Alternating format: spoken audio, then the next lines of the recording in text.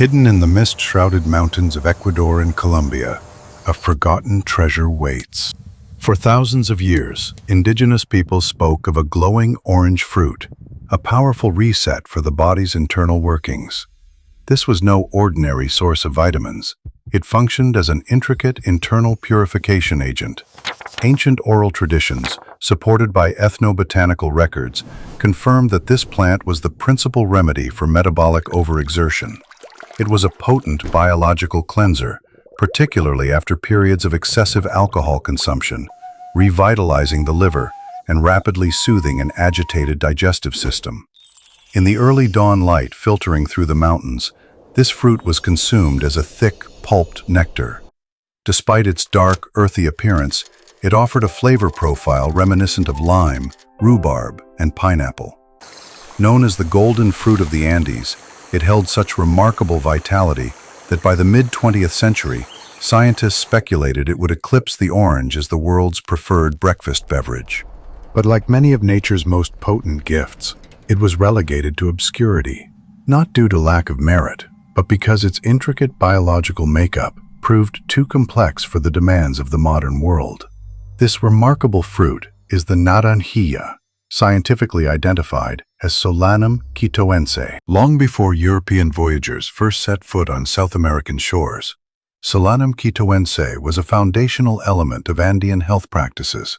It had been cultivated for millennia within the cloud forests of Ecuador and Colombia, thriving in the cool, damp spaces nestled among towering trees. The indigenous populations understood the naranjilla to be a crucial balancing agent.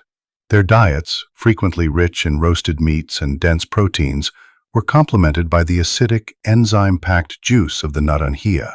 This was an essential pairing to prevent these heavy meals from lingering unproductively in the digestive tract.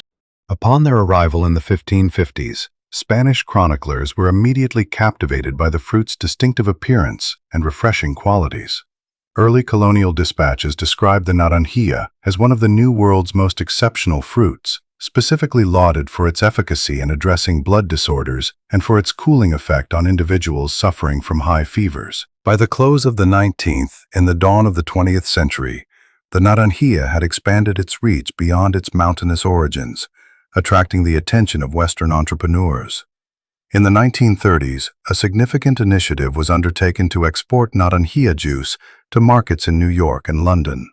It was marketed under the evocative title Nectar of the Incas, and initial consumer testing in America yielded overwhelmingly positive feedback. For a fleeting historical juncture, the naranjilla stood on the precipice of becoming a global health beverage, a high-value commodity that could have profoundly reshaped the economies of Andean regions. So, what led to its decline? The narrative of the naranjilla is not one of taste, but of scale. Its downfall serves as a cautionary tale about the perils of attempting to impose a rigid, industrial monoculture system on a wild, ecologically sensitive plant. In the 1940s and 1950s, as demand for the nectar of the Incas surged, agriculturalists endeavored to transplant the naranjilla from its diverse, shaded forest habitat to vast, sun-drenched plantations. This transition precipitated a biological catastrophe. The naranjilla had evolved to flourish in loose forest soil, rich in organic matter and teeming with diverse microbial life. When relocated to the compacted, exposed soils of a plantation, it encountered a formidable adversary, the root knot nematode, Meloidogyne incognita. These soil-dwelling parasites attacked the naranjilla's delicate root system with an intensity the plant could not withstand. Within a mere handful of seasons, once thriving fields transformed into desolate expanses of yellowed, wilting bushes. Concurrently, attempts to commercialize the crop in the United States were thwarted by subtropical humidity and local soil pests, which decimated the experimental plantings. Rather than investing in agroforestry techniques that replicated the plant's natural ecosystem, the burgeoning industrial agricultural complex made a stark, pragmatic decision.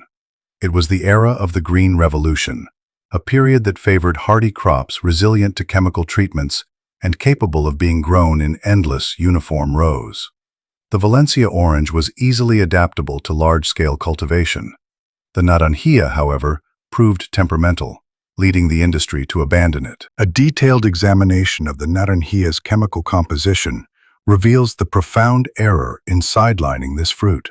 While an orange provides approximately 0.4 milligrams of niacin, also known as vitamin B3, per 100 grams, the naranjilla offers 1.5 milligrams in the same serving size, nearly 4 times the concentration. Niacin is the crucial catalyst for metabolic DNA repair and the conversion of macronutrients into cellular energy. Scientific inquiry has confirmed that the naranjilla contains rare proteolytic enzymes, specifically pepsin-like proteases. These enzymes are responsible for the fruit's esteemed detoxification properties. They actively aid the body in breaking down complex proteins and expedite the elimination of metabolic waste products from the liver and kidneys.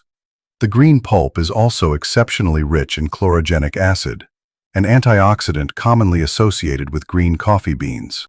In a single serving, the naranjilla provides a phenolic density that shields cells from the oxidative stress induced by environmental pollutants and alcohol metabolites.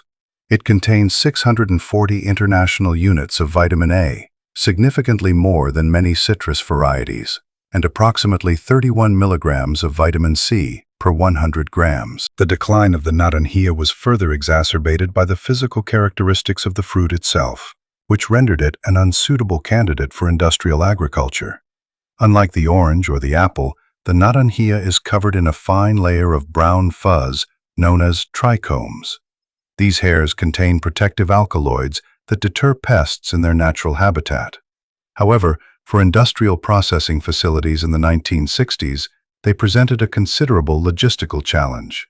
The trichomes must be meticulously removed before the fruit can be juiced or consumed, a labor-intensive process that the machinery of that era was ill-equipped to automate. Furthermore, the naranjilla is a fruit with a limited shelf life. When harvested while still green, it lacks the complex enzymatic profile necessary for its medicinal benefits. Yet, once fully ripe and its sugars reach their peak, the fruit becomes exceedingly delicate.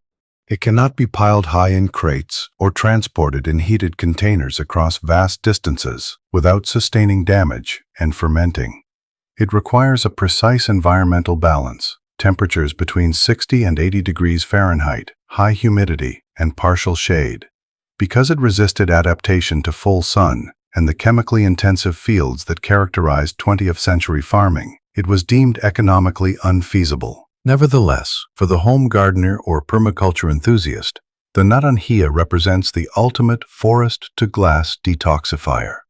In the United States, the naranjilla thrives in USDA hardiness zones 9 through 11, particularly in regions such as Southern California, Southern Texas, and Florida. For those residing in colder climates, it serves as an excellent candidate for container cultivation, capable of being brought indoors during the winter months, as it flourishes in the controlled environment of a patio or greenhouse. When starting from seed, the naranjilla demands patience, typically requiring between 10 and 12 months to reach full maturity and yield its initial harvestable fruit. For those seeking a more rapid return, the use of grafted cultivars is highly recommended. Grafting naranjilla onto the robust rootstock of the wild tobacco tree, Solanum docmacranthum, or the turkey berry, Solanum torvum, not only confers immunity to soil-borne nematodes, but also results in more vigorous growth, potentially shortening the initial production timeline by several months. These established grafted plants can often be acquired through specialized nurseries. When planting, it is imperative to provide partial shade, as this plant cannot tolerate intense midday sun.